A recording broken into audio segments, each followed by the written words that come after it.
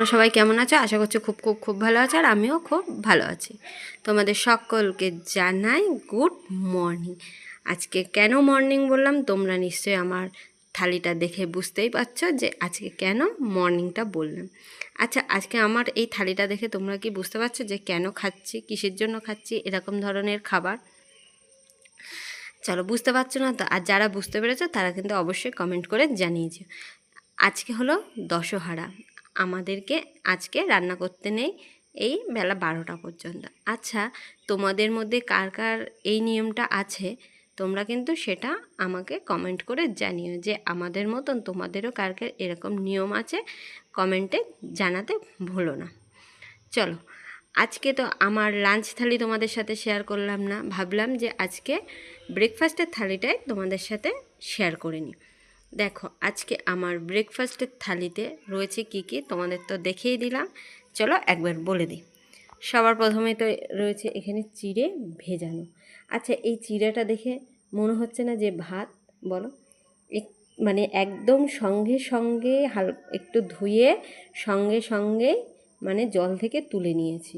দেখো একদম ঝুরঝুরে ভাতের মতন লাগছে, কিন্তু আবার মানে পুরোটাই কিন্তু এই দেখো বেশ নরম হয়ে গেছে। আর এরকম চিড়ে তোমরা কে কে ভালো খাও জানিয়ে যেও।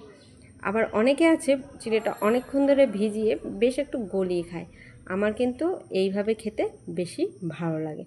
আমার মতন তোমরা কে কে এরকম ঝরঝরে চিড়ে পছন্দ করো কমেন্ট করে জানাতে ভুলো না। চিড়েটা দেখেছো, পুরো দেখে মনে হচ্ছে ভাতের মতো।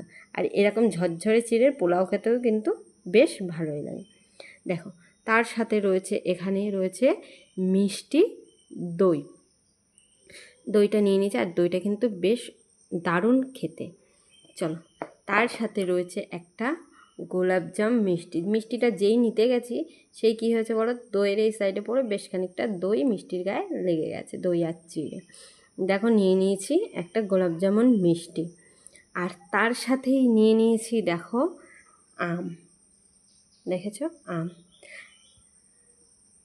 এই আম দিয়ে চিড়ে দিয়ে খেতে তোমরা কে কে পছন্দ? আর আমটা কিন্তু বেশ মিষ্টি ছিল। তার সাথে নিয়ে নিয়েছি দেখো একটা আমিত্তি।